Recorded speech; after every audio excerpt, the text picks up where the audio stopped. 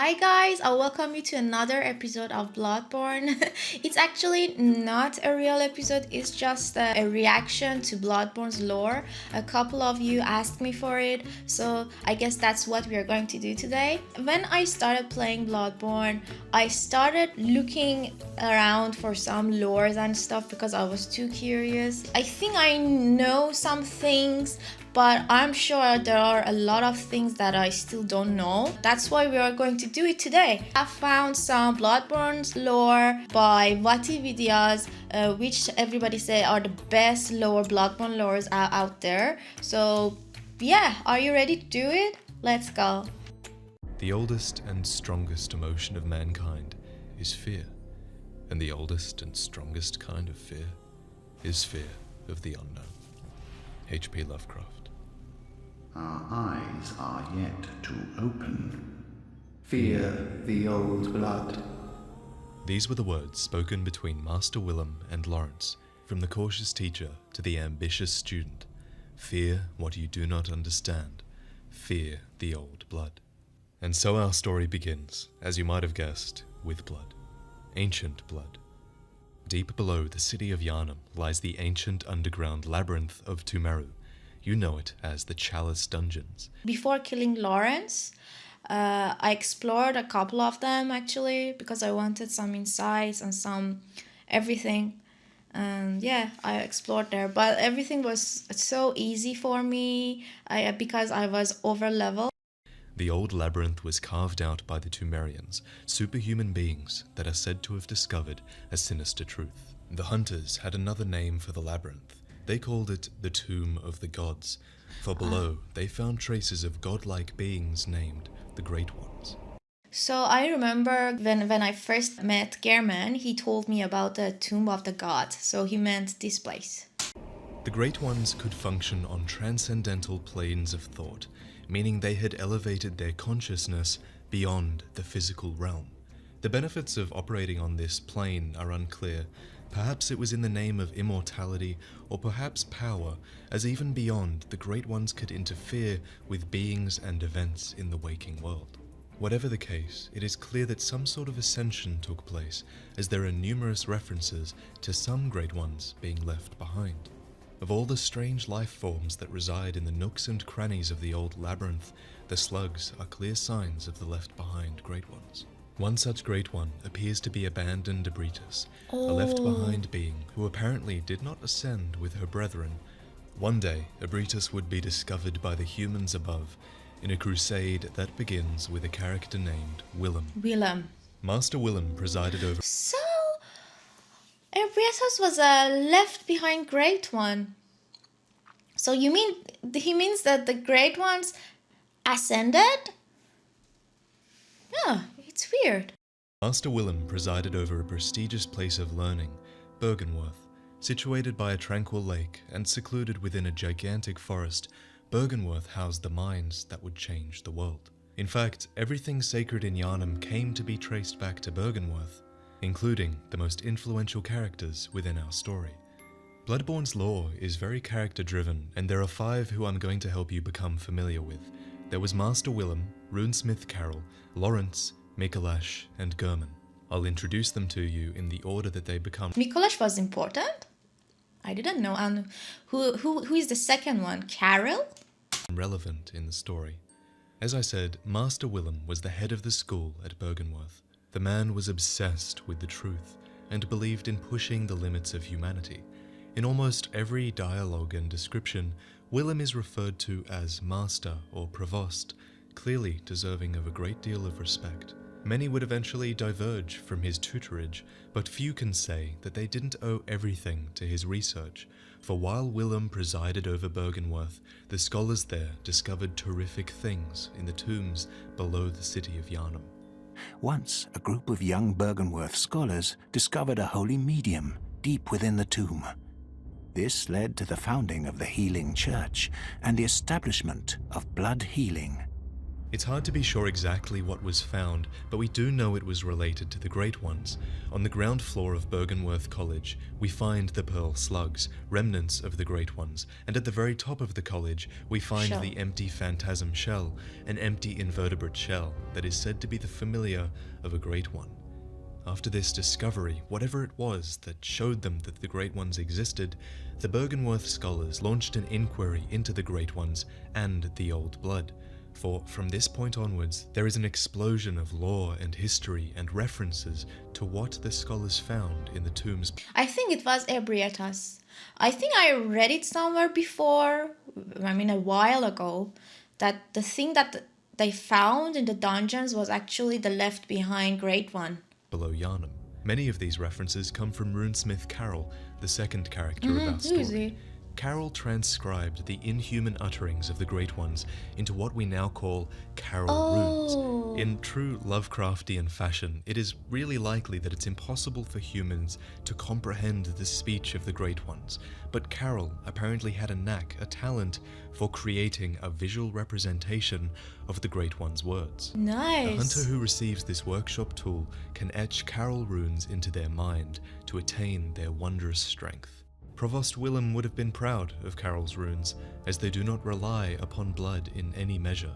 This statement is curious.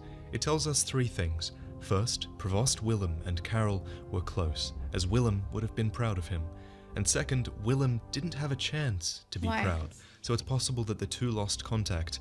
And thirdly, and most importantly, Willem would have been proud because the runes did not rely on blood.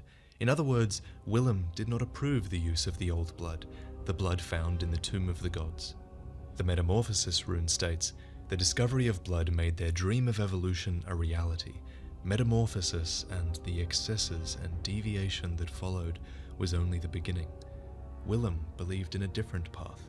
He believed in attaining more insight, for humanity's eyes had yet to open. Yeah. The Eye rune states that Master Willem looked to beings from higher planes for guidance, and sought to line his brain with eyes in order to elevate his thoughts. And with these descriptions, you should have some idea of the scale of ambition of these characters. With the discovery of beings greater than them came a desire to ascend into godhood, to push humanity into its next stage of evolution.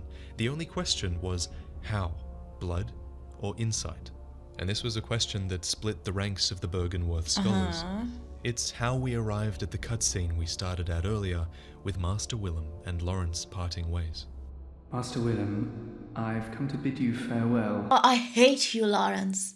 You wrecked me! Oh, I know.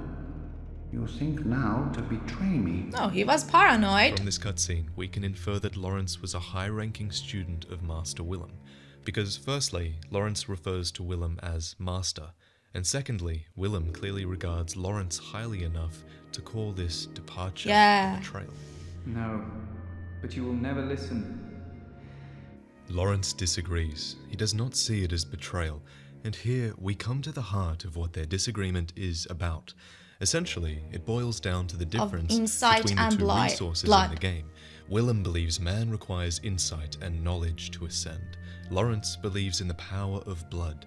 Lawrence attempts to reassure Willem, telling him he will always fear the Old Blood, but that this fear will not stop him using it. I tell you, I will not forget our adage. God damn it, We Lawrence. are born of the blood, made men by the blood, Undone by the blood. the blood. Eyes are yet to open. open. Fear the old blood. I must take my leave. He's like, I fear the Old Blood, but I'm going anyway. Fuck you.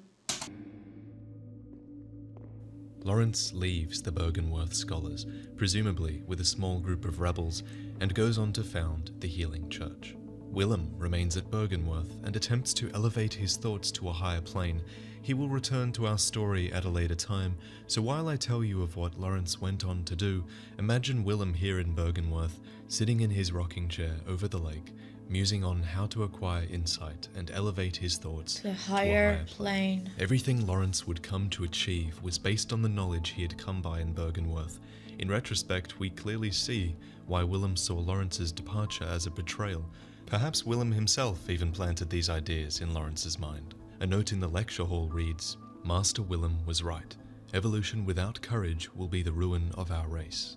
Lawrence had courage, but it is likely that his courage bordered on arrogance. The Bergenworth student uniform states, "The Healing Church has its roots in Bergenworth and naturally borrows heavily from its uniform design. The focus not on knowledge or thought, but on pure pretension would surely bring Master Willem to despair if only he knew."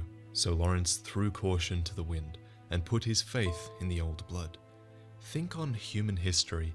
Imagine if, in any era, a church was founded that had access to a substance that could cure any illness. Wow. Imagine if this church gave it freely to a city, how powerful that city would become, and how powerful the church would become within it. This is exactly what happened in Yharnam.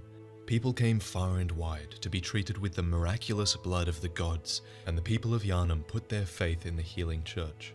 In fact, what happened in Yharnam is eerily similar to what happened in the tombs deep below, where the blood was originally found. And as you know, many chalice dungeons, especially those of Loran, are now overrun by horrific beasts.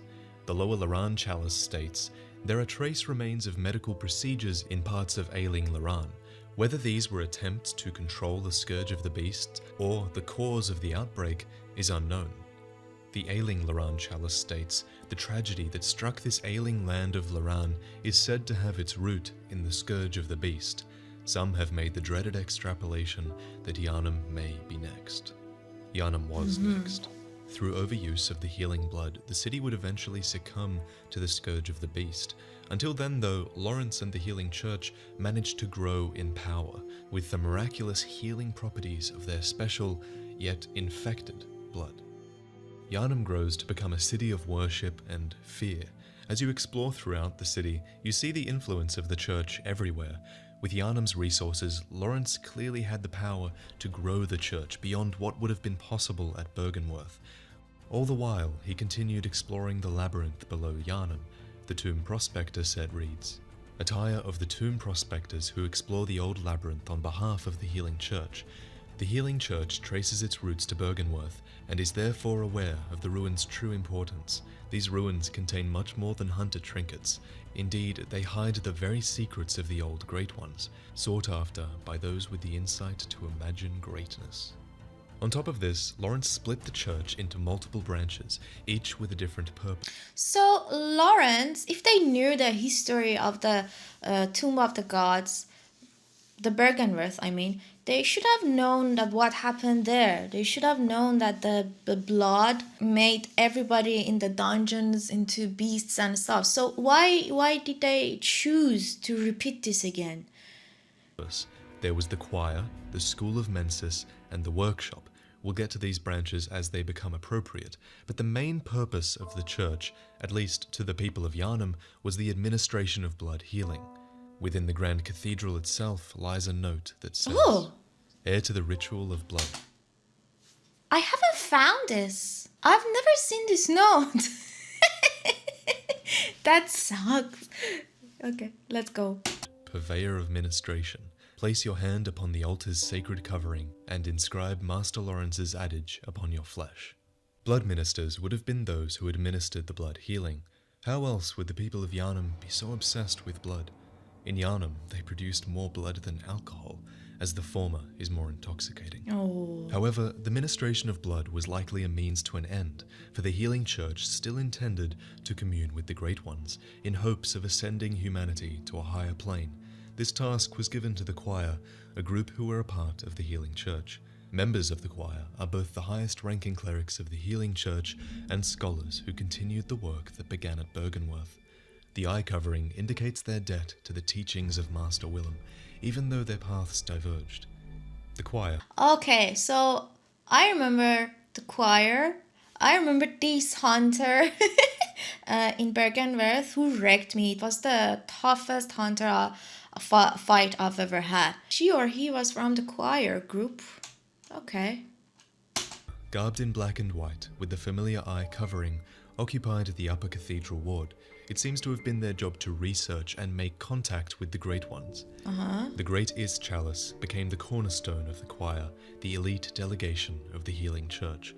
It was also the first great chalice brought back to the surface since the time of Bergenworth and allowed the choir to have audience with Ebritus. Ebritus was the left-behind Great One, who came to reside below the Grand Cathedral. We are told that the Grand Cathedral is the birthplace of the Healing Church's special blood, and if the Church were indeed using the blood of the Great Ones, then who's to say it wasn't Ebritus's blood? Oh my the Augur god. of Ebritus is one of the secret rites of the choir, used by the high-ranking members of the Healing Church. Use phantasms, the invertebrates known to be augurs of the Great Ones, to partially summon abandoned Ebritus, one of the few rites that allow one to directly utilize the power of the Great Ones and evidence that the choir had approached the eldritch truth. The Augur... Okay, so Ebriatus, the choir, they were hiding Ebriatus under the Grand Cathedral and using her blood and then her powers. She was basically their lab rat. of Ebritus is an arcane method of fighting that was actually shared with the second subsection of the Healing Church, the School of Mensis. Yeah, The upper Mikolash echelons has of that the Healing too. Church are formed by the School of Mensis, based in the Unseen Village. This brings us to our next important character, Mikolash, who was likely the head of the School of Mensis. The School of Mensis was, as the name implies, a place of learning, research, and experimentation for the Healing Church. Their student set reads, "The Healing Church has its roots in Bergenworth and naturally borrows heavily from its uniform design." The school was based below Yharnam, in a place called Yahar'gul, the Unseen Village. Clearly, the work of Mensis was intended to be kept a secret from the people of Yharnam. In fact, as time went on, the school increasingly seems to have been working alone, even separately from the Healing Church itself. The Yahar'gul attire tells us, "The hunters of Yahar'gul answer to the village's founders, the School of Mensis. Hunters in name only, these kidnappers blend into the night wearing this attire." These were not true hunters. That title was saved for the third subsection of the Healing Church, the Hunters of the Workshop. These capable warriors of the Church appeared as the scourge of the beast began to show in Yharnam. The Workshop Hunters served under Gurman, the first hunter, who you're all familiar with. The hunter attire reads, one of the standard articles of hunter attire fashioned at the workshop, a fine piece of hunter attire that provides stable defense to anyone facing Yharnam's beastly threat, allows one to stalk beasts unannounced by cover of night. It's possible the unannounced part of that sentence is to do with killing beasts without them noticing you, but it could also be because the workshop was a secret institution. The original workshop is located in a very hard to find part of Cathedral Ward, and think about it, you don't want the townsfolk believing that the blood is turning them into beasts. When that information is floating around, you want to avoid panic at all costs. So the hunters hunted beasts under the cover of night, but the hunters and the beastly scourge couldn't stay a secret forever. Yeah. And what would come to be called Oh my Old god. That's so shady. A new disease appeared. It was called ashen blood. Yeah, I They remember. call it a disease, but the small medicinal tablets used to treat it actually counteract poison. A tablet used to treat ashen blood, the baffling sickness that ravaged old Yharnam long ago. These tablets only provide short-term relief. The ashen blood ailment eventually triggered the spread of the beastly scourge. Think about that. We know that the old blood heals every illness. We know that the old blood causes the beastly scourge, and we now know that the ashen blood caused the beastly scourge to spread. In short, it seems like people were infected with the ashen blood, and the medicine that they had only provided short-term relief, and they were forced to imbibe the old blood instead. It's even possible that the Healing Church used this ashen blood to gain power, swooping in with this miracle cure and liberating the people from the ashen blood disease. Since ashen blood seems poisonous in nature, perhaps the Church even poisoned the populace just for that excuse to use the old blood, because that excuse to get the populace to believe in you, that would have been so powerful. But whatever the case, the beastly scourge was triggered overwhelmingly Oh my in Old God. Yharnam. We know that much. To the Lawrence. point where they actually had to burn it down and cordon off Old Yharnam from the rest of the city. The red moon hangs low, and beasts rule the streets. Are we left no other choice than to burn it all to cinders? With this, the hunt became known to all. Perhaps the church feared an uprising from the people of Yharnam, for a note in central Yharnam reads, "When the hunt began, the healing church left us, blocking the great bridge to Cathedral Ward as Old Yharnam burned to the ground that moonlit night." Yeah. As a result, Gurman's workshop was sealed and closed. Oh, wow. With the scourge of the beast known to all, perhaps there was no need for secrecy anymore. Oh, The Saw okay. Hunter badge comes to read, "Badge crafted long ago at the workshop, attests to one's prowess as a hunter of beasts. The workshop is gone, and no group recognizes this meaningless badge." At this point, the church retreats. They block themselves off in Upper Cathedral Ward and come up with a new strategy for dealing with the scourge of the beasts that is spreading throughout Yharnam. Eventually, the workshop hunters would disband, and the church founded the Church Hunter Workshop in its place. Ludwig Yeah, was the Ludwig chief was hunter the of first Healing hunter Church, of the which Healing consisted of Church. hunters garbed in black and white. The black church hunter attire reads, "Most healing church hunters are elementary doctors who understand the importance of early prevention of the scourge, achieved by disposing of victims, even potential victims, before signs of sickness manifest themselves." So, Their black attire is synonymous with fear and that peculiar Yharnam madness. The black church hunter's job was clear. Remove any sign of the scourge of the beast, even if it hasn't manifested okay. itself Oh yet. my God, but this The is fear a that it crime. inspired in the citizens shows. Most in Upper Cathedral Ward are deathly afraid of the church. The white church hunters' jobs were a bit different. These doctors are superiors to the black preventative hunters and specialists in experimentally backed blood ministration and the scourge of the beast. They believe that medicine is not a means of treatment, but rather a method of research, and that some knowledge can only be attained by exposing oneself to sickness. Their experimentation might explain the monstrously large church giants who would have been particularly useful in the fight against the beasts. Ludwig's greatsword exhibits several departures from the workshop's design, suggesting that the church anticipated much larger, inhuman beasts. On top of this, Ludwig took a much more overt approach to beast hunting.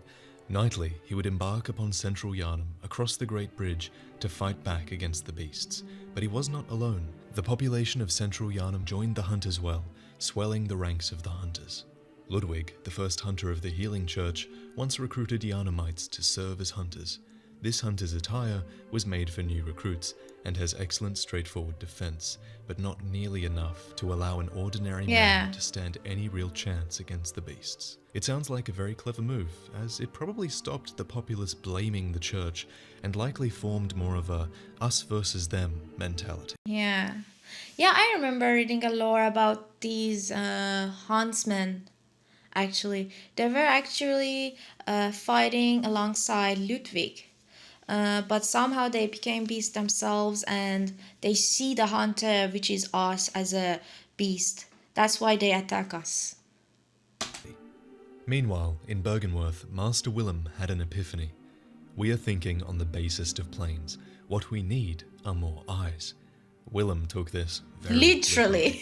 The remaining students of Bergenworth appear to have been transformed into multi-eyed, fly-like creatures, and more importantly, Oh, so Willem that's himself found why. an umbilical cord of a great one, which was a very significant and powerful artifact. Where did you find it Provost from? Willem sought the cord in order to elevate his being and thoughts to those of a great one by lining his brain with eyes. The only choice he knew if man were ever to match their greatness. Used to gain insight, and, so they say, eyes on the inside, although no one remembers what that truly entails. It's difficult to know exactly how Willem came across or created an umbilical cord, so we'll have to go into that in another video. Just know that he has one for now. When we encounter Willem, he directs us to the Great Lake. The power of great bodies of water is actually referenced in a few runes. Great volumes of water serve as a bulwark guarding sleep, and an augur of the eldritch truth. Overcome this hindrance and seek what is yours. The lake and what lies within it hides the truth. Rum. The Bergenworth spider lies within, and there's a lot we don't know about her, but I'll tell you what we do know. The Byrgenwerth spider hides all manner of rituals and keeps our lost master from us, a terrible shame.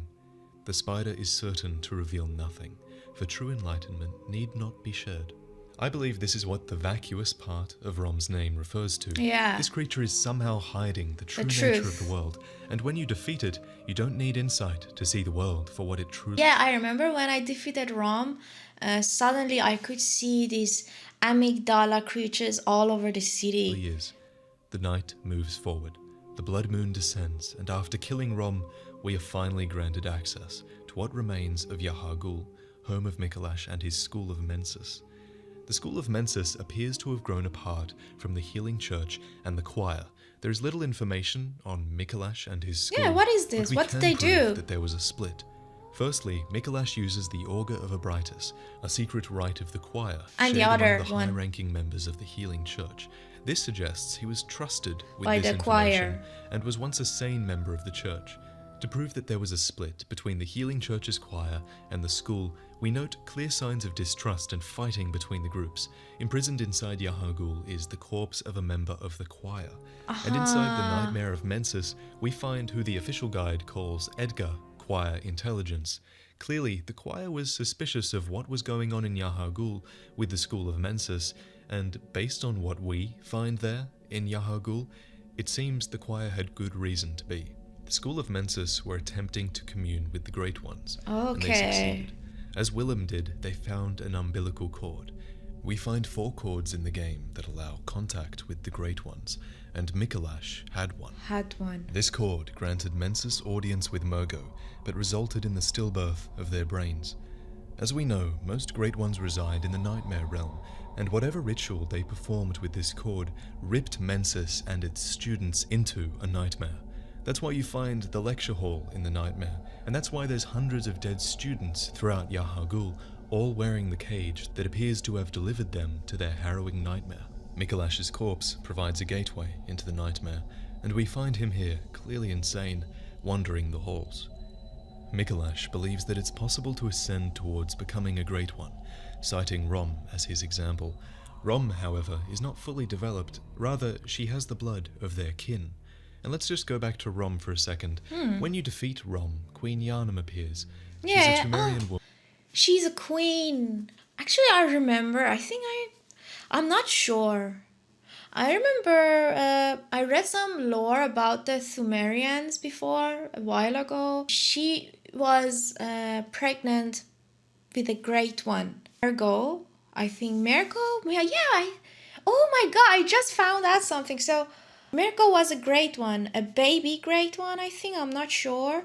But I think Queen Yharnam is his mother. He saw her there standing beneath the tower, crying, because she was sad about maybe the Mergo's vet nurse.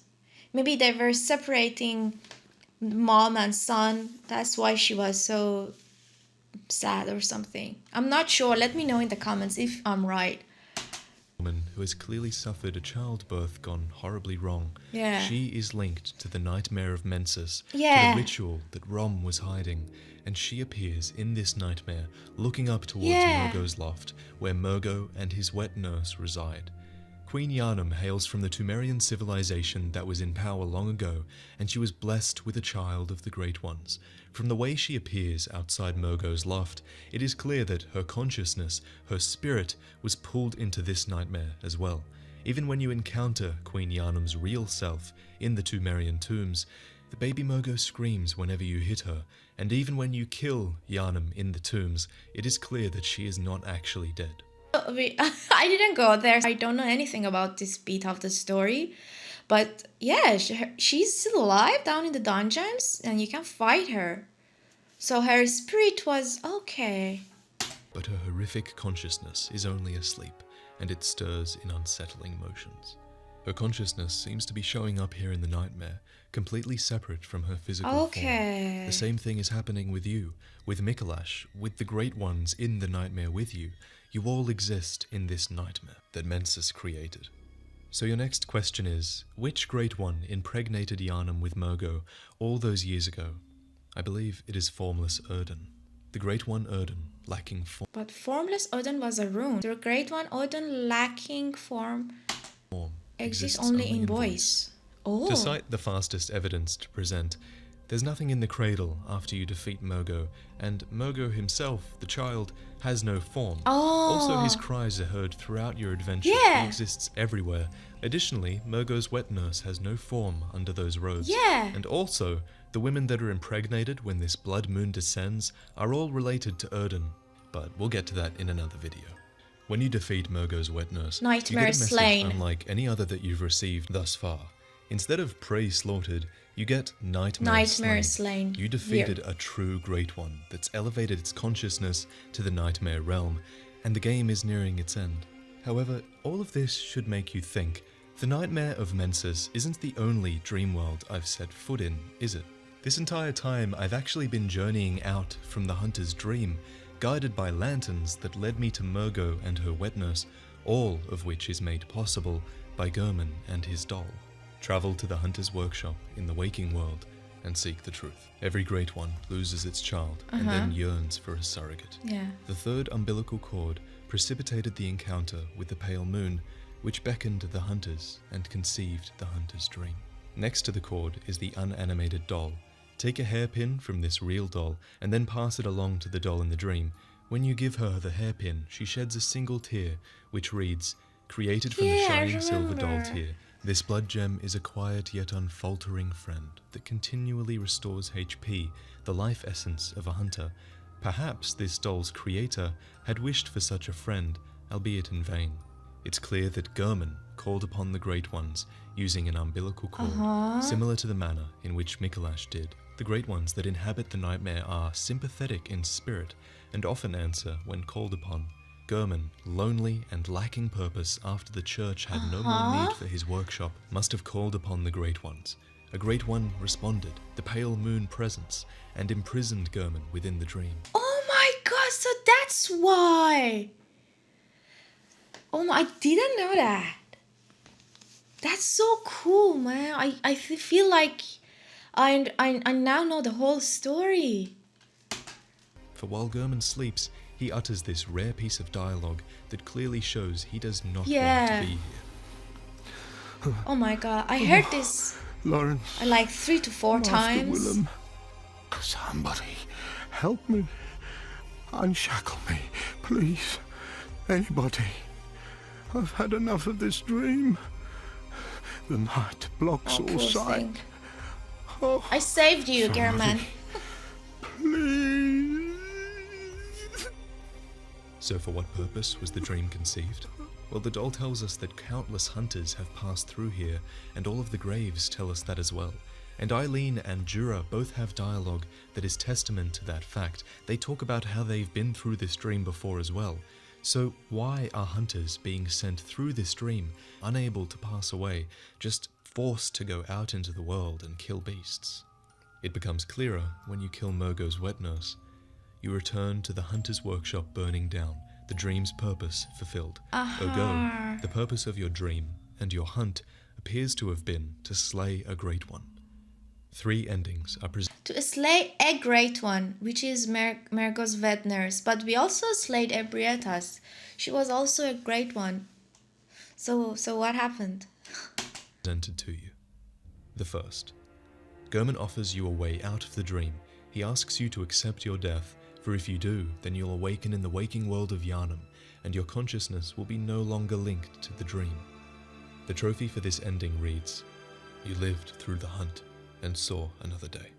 The second option is to reject German.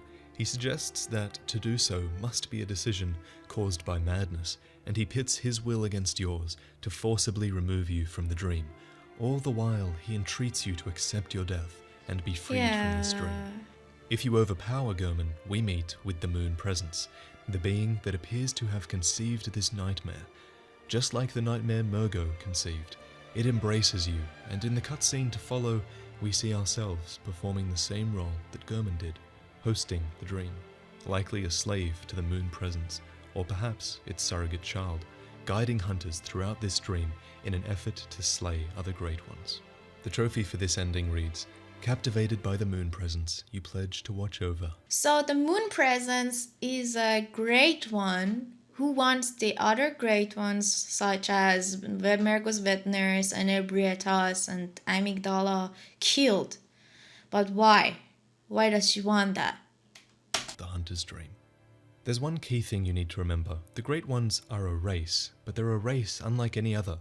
Each Great One is entirely unique, and they do not necessarily work together. In fact, from the existence of the dream, I'm almost inclined to believe that the moon presence is hostile towards other Great Ones. In the third and final ending, you consume 3 umbilical cords and resist the will of the moon presence. You overpower it, and in the cutscene to follow, the doll coddles the being you have become.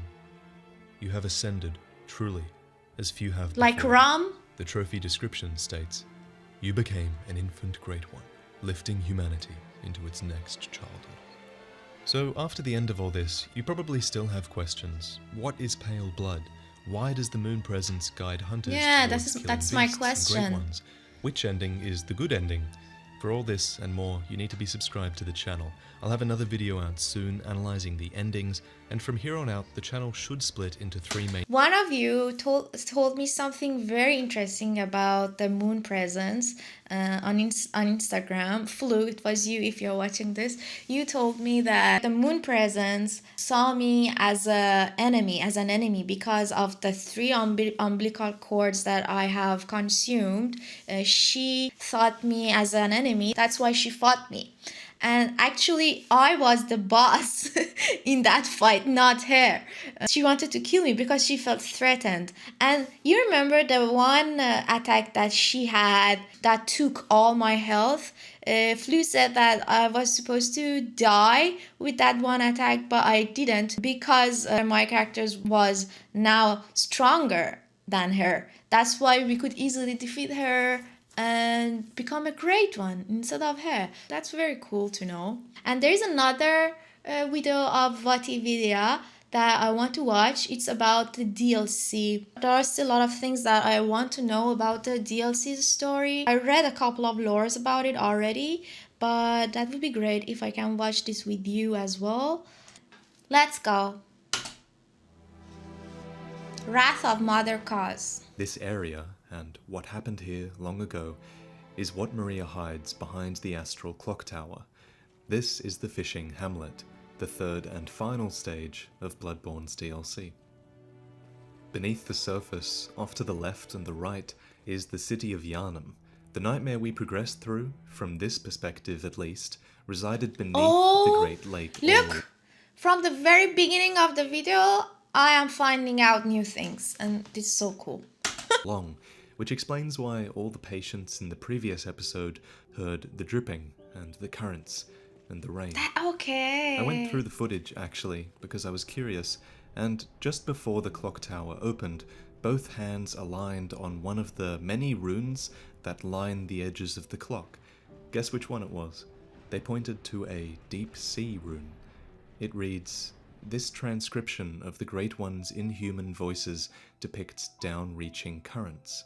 This rune means deep sea. Great volumes of water serve as a bulwark guarding sleep and an augur of the eldritch truth. Overcome this hindrance and seek what is yours." The truths hidden here have to do with the Byrgenwerth scholars who violated this small fishing village long ago. Oh, this guy. Bergenland, blasphemous murderers, blood-crazed fiends. Okay, so before anything, let me tell you what I already know about the fishing hamlet. I read somewhere that Master Willem heard about a great one in this village. That's why he sent some of the first hunters from the workshop to this village to get the umbilical cord of Mother of Cause. Actually, the corpse of the Mother of Cause was on the shore. I'm not sure why Mother of Cause was dead in the first place. Who killed her? I was thinking that maybe the scholars killed her. They somehow lured her to the shore and then killed her and took her umbilical cord because she was pregnant.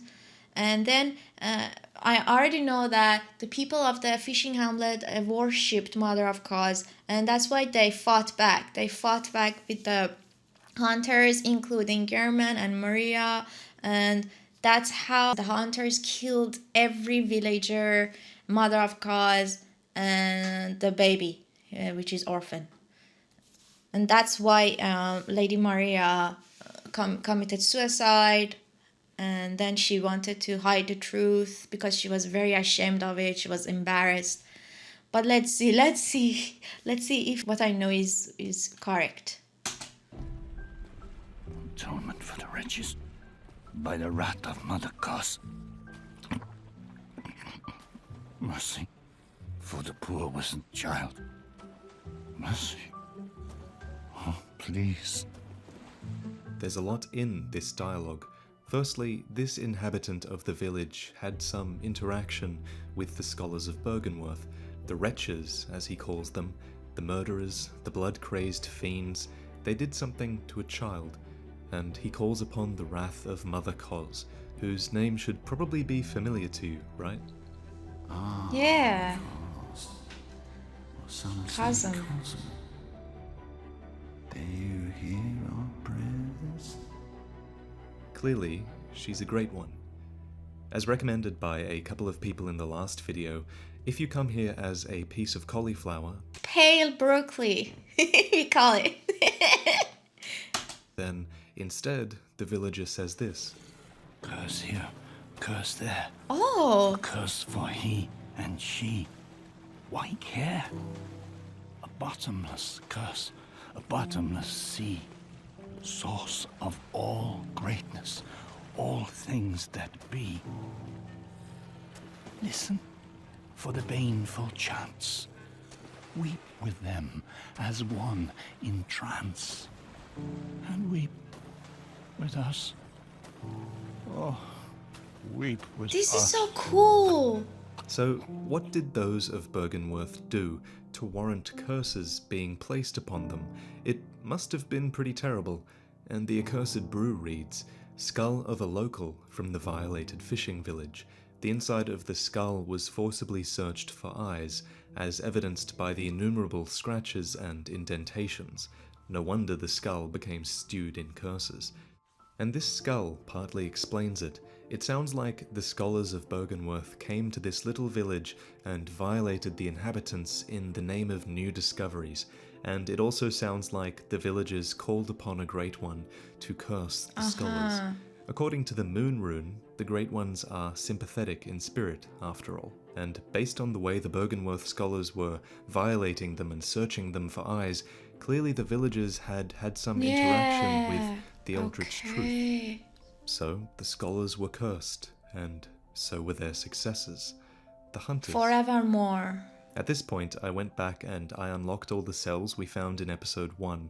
Do you remember those? They were just past Ludwig. According to this key, hunters are held within the underground cells, so that things better left unseen and better left unknown will decay quietly. Within the first few cells, we find this church pick hunter.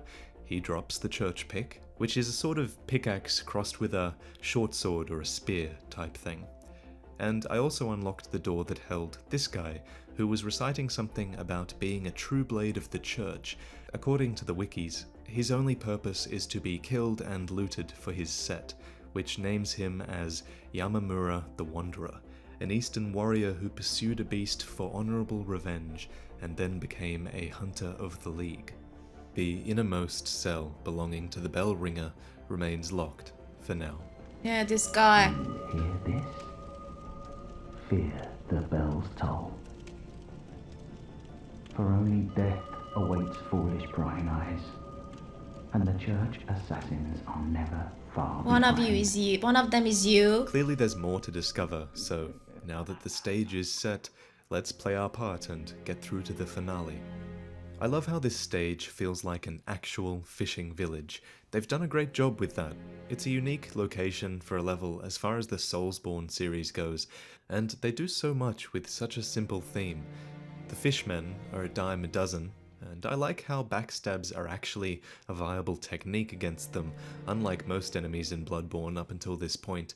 The fishmen attack in packs, and they serve as the standard enemy, but the real threat are the giant fish troll Oh my things. god. The most scary enemy, in my Yeah. opinion, is the one that can outrun your player character, and just look at how this thing moves when I turn my back on it. It scared the shit out of me right there.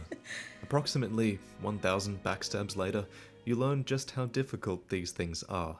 Maybe I should have used those obviously placed fire pots against it. A note for next time. Hidden on the cliff face also is a path back to the ladder that was in front of the starting lantern. The player who pays attention is more likely to have checked for a hidden path This is the back, shortcut which I is a never nice found. touch. And it is pretty worth it to look Oh, around and this all is the the time. well. Look at this thing. I noped out of here pretty quick. I didn't really fancy one of those things attacking me on a ladder. And I have to say, again, I really like the way this bit is designed. I only looked around because I started to hear the winter lanterns singing, and that's the kind of sound you want to watch out for, and it rewarded me by telling me there's a giant fish troll on the roof. You guys are probably realizing that I really like when games reward the observant player. I've probably said that a lot of times by now. So this next thing that happened probably happened to all of you guys too, right? You start fighting one of the fish trolls and, you convince yourself that other one on the roof isn't going to come attack me. That's not going to happen.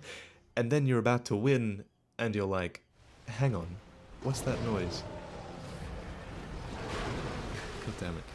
One of these things was tough enough, but two? I ran away and I got up the ladder just in time and I was going to plan my next attack. And then I fell in. Don't worry, I survived until I got out. And then I was like, I know, I'll drop those rope Molotov cocktails behind me. They can fall down ladders, right? No, turns out they can't. And then I fell in again. And at this point I just made plunging attacks a part of my strategy. It didn't work, really.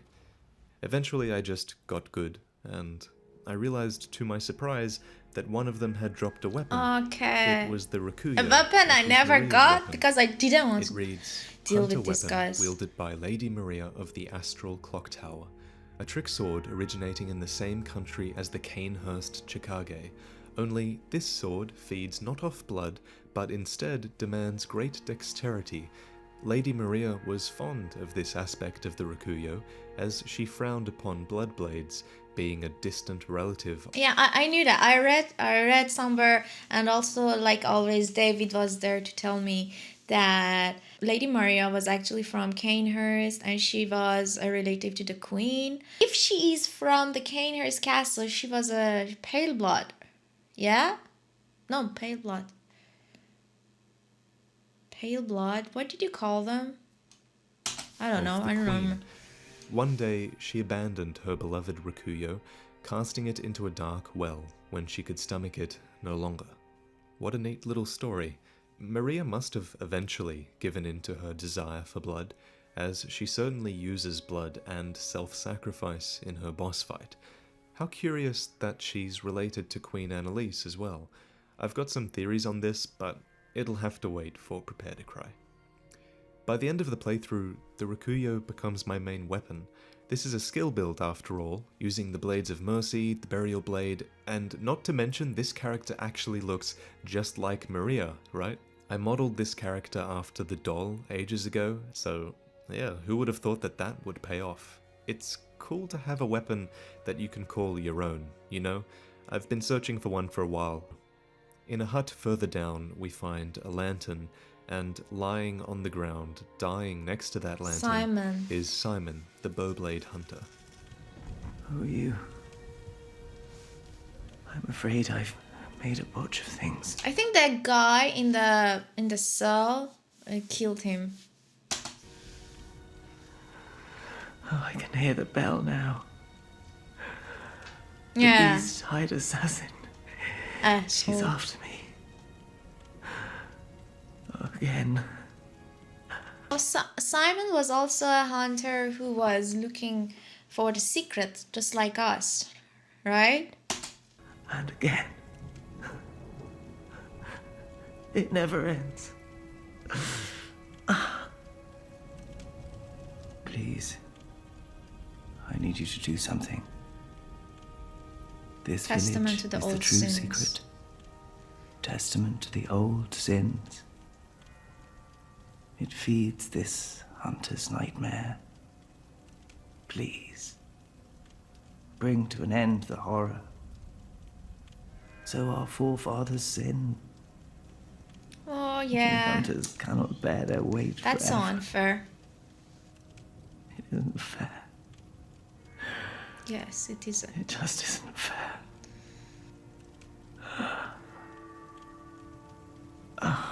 The scene of the father. Simon was one of the last sane hunters in the nightmare.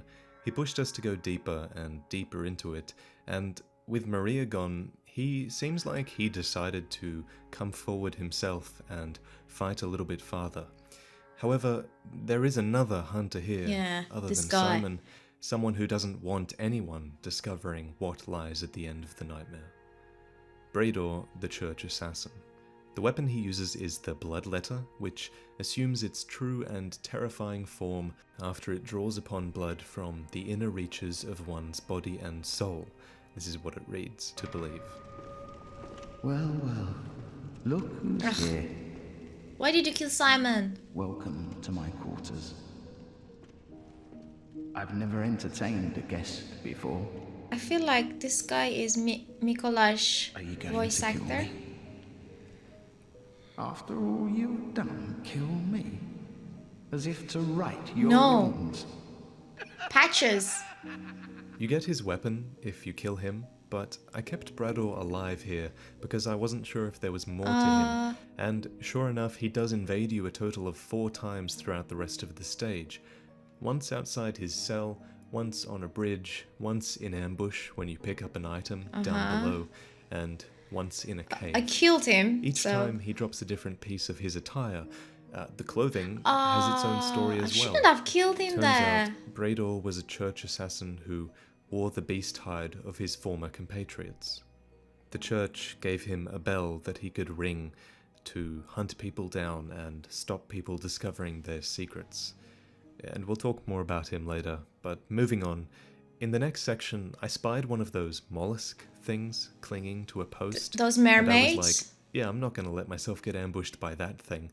I still remembered how one of them fell on me Yeah. in an earlier level. On our way to And then Ludwig. I was like worried about looking upwards, and hundreds of them crawled out of shells and ambushed me, and I felt pretty stupid. But seriously, do you remember Yeah. that first one that fell out of the I was sky so in curious episode to 1? know what is she. It makes Yeah. sense now, doesn't it? So All she- along there was this world She above fell down from this world above us. us. We just didn't have the insight to see it. And how this one fell out of the nightmare itself is beyond me. But it's a cool concept to think that all of these nightmares are layered. It makes me think about the ship masts all over the ocean as we progress. Think about it. You've actually seen Yeah, these ship in the masts Nightmare before. Nightmare You can actually Frontier. see them Yes. in the Nightmare Frontier, suggesting that there's water down there, hidden in the fog, or perhaps that the Nightmare Frontier is even connected to this nightmare, but is even higher up. Nightmare Frontier is. Oh, I now get it. So Nightmare Frontier is all above the fishing hamlet, and the fishing hamlet is above above Yarnum, Central Yarnum. Oh, that's so cool. After all, in the first stage of the DLC, there's an amygdala corpse as well. Perhaps it fell out of the Nightmare Frontier as well. This is really speculation, but Yeah. interesting to think about. To quote the Cosmic Eye Watcher badge, "Here we stand, feet planted in the earth, but might the cosmos be very near us, only just above our heads?" All of the Nightmare realms are really high up, and they all have Great Ones residing at some of their highest points. Land masses float in the Nightmare Frontier, with Murgo in his loft in the tallest Yeah. tower. The Hunter's Dream is nestled amongst these arch tree-looking things in the clouds, with the moon Descending. presence descending from above. And the Hunter's Nightmare is within a great ocean, below a grand lake of mud, and on the beach of said lake is the washed-up corpse of a Great One that was Why was discovered she long killed? ago. What happened to her? And also Nightmare Frontier, we had Amygdala. I think Amygdala was also a great one, right? Oh, orphan. While I was fighting Lawrence, I was thinking to myself that Orphan was an angel compared to Lawrence. I could kill him after like less than 30 tries, but Lawrence, it took me like, I lost count really. Maybe more than 40 times or 50 times, I'm not sure.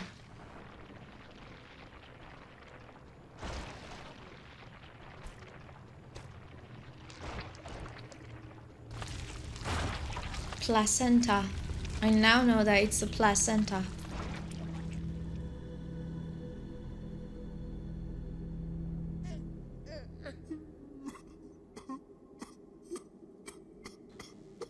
Oh. Born from this corpse is the orphan of Kos. How curious that the orphan's mother wasn't alive for the birth. It reminds me of how the moon presence must die for us to be born as a great one as well.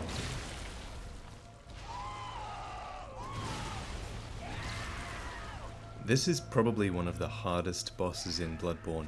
The Orphan is insanely quick, he has a hugely varied moveset, and he even has a second phase where he evolves into a butterfly-looking thing. The neat little observations in this fight are that he's fighting you with the placenta that trailed out with him when he was born, and also that Mother Kos herself has a face. Turns out she's somewhat humanoid in form, just like he is. What do you mean? I actually can't help myself. I start talking about gameplay, and then I get pulled back to talking about the lore again. I kind of figure that you guys are realizing how good the gameplay has been for the most part in this level. It's been an amazing stage, but let's just roll with it. Let's just talk about the story while I show you some of my failed fights against this guy. Specifically, let's talk about why our character is here, why we're doing all of this. We do have most of the items and dialogue now, after all. In the dialogue at the start, we learned that the Byrgenwerth scholars stumbled upon this fishing village and that they Terrible did some things to pretty the terrible villagers. things. Not only did they violate the villagers themselves, as mentioned in the accursed brew description, but they must have also stumbled upon the Great One, Kos, or her corpse at least, which washed up on the shore, because they managed to get themselves cursed. The man at the start of the village, and even the woman speaking as you get pulled into the DLC, remember her? Both of them plead for curses to be placed upon the fiends, upon their children. Was the voice of Mother of Kos? And their children's children, on man and woman alike. A bottomless curse. Forever true. A curse forever true. And the Great Ones do have the power to curse people. According to the Defiled Chalice, which is an item a lot of us probably have forgotten about, curses are, and I quote, caused by inciting the anger of the Great Ones. Additionally, according to the Moon Rune, as I've mentioned, the Great Ones are sympathetic in spirit, so it's not crazy to think that a Great One may have listened to the inhabitants of the fishing village as they pleaded for the Byrgenwerth scholars to be cursed in return for violating their village. The curse means that the Byrgenwerth scholars and, eventually, their successors, the Hunters, would be drawn into a hunter's nightmare upon death. And it's a pretty perfect curse when you think about it. It's like the Great One is saying, "Oh, you like hunting so much? Well, live here forever, and hunt for all eternity, then." Simon tells us that the village is the source of the sin, and implies that we can bring an end to the curse here. So, we do what a hunter does best. We hunt. Yeah, by killing Orphan, we put an end to the curse.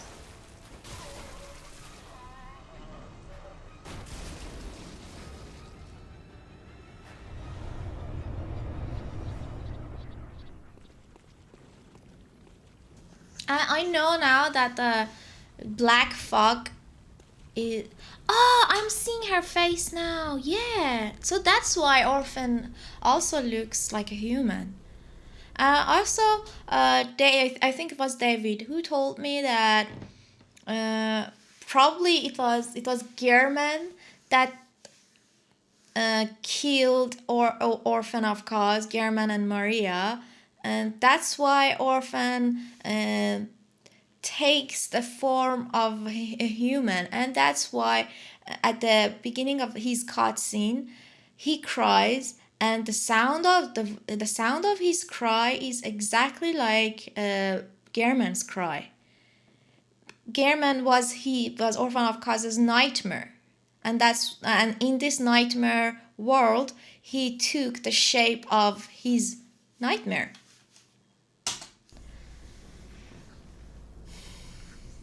Yeah, this is Orphan. If you pay attention, the fog looks like the form of Orphan actually.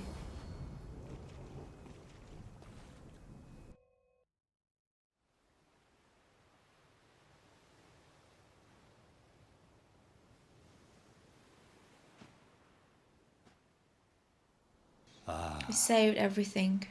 Sweet child of Kos, returned to the ocean. A bottomless curse, a bottomless sea, accepting of all that there is And can be. and can be. When you get back to the hunter's dream, the doll will tell you that both she and Gehrman sense that they've somehow been freed Yeah, from I their... didn't get this dialogue because before moving to the DLC, I killed Mirko's vet nurse and the house was on fire, so I never got this dialogue. I really pity my choice. Why did I kill Mirko's vet nurse before starting the DLC? I was crazy. shackles. This happens to the doll and Gehrman when you kill Maria and the orphan, respectively. I'm starting to understand how they're connected to these creatures, but it is still really weird that they can sense their counterparts in the nightmare. I'm still trying to figure it out. Hell, I personally haven't even got this dialogue yet because the doll doesn't give you the dialogue if the dream is on fire, which is annoying. I'll have to play through again so I can show it to you. But so much to talk about here. There's a million other things I want to talk to you guys about. There's even another boss in this DLC that I don't have time to include. But mostly, I really want to talk to you guys about the lore still. This DLC revealed a ton about the timeline, it reveals a lot about how Nightmare Realms work, and it's raised even more questions that I myself haven't answered. It's expanded the stories of Gehrman, of Mikolash, of Lawrence, and the doll. And all of those videos will be coming soon. Okay guys, so that's all we understood from the lore today. I now know a lot of things that I didn't know before. I now know things about Sumerians and how they were attached to the Great Ones, and how the Bergenworth scholars went to the Sumerians, and yeah, this all makes sense now. This all makes sense. I didn't know who was Mikolash, so I now know. I knew a little bit about the choir. I knew that their purpose was to make contact with the Great Ones, and that's why Ebrietas was there, because they were making contact with her, and somehow she was their lab rat. And yeah, but you know, it's the thing that I still don't know for sure, and I don't think anybody knows, is that why Mother of Kos was dead in the first place, why her corpse was on the shore. Maybe the hunters killed her. Maybe the hunters killed her. They used the people to call upon her. That's how they lured her to the shore, and then they killed her child, and yeah. It was a really great story actually, and the fact that you have to read all the descriptions of all the items, which I didn't do, but I spent a lot of time on fandom of Bloodborne, and that's so cool. I hope you enjoyed this video. If there are any other lores that I don't know about, and if you are interested to talk about them, please don't hesitate to leave a comment down below to let me know the stories. I really would like to know them. Let's talk under this video about the lore, the things that are ideas, you know. I really love to talk about Bloodborne. I will see you soon in either in an Elden Ring episode or in my Resident Evil Biohazard episode. I'm going to start Elden Ring this week. I'm very scared and excited at the same time. Bye!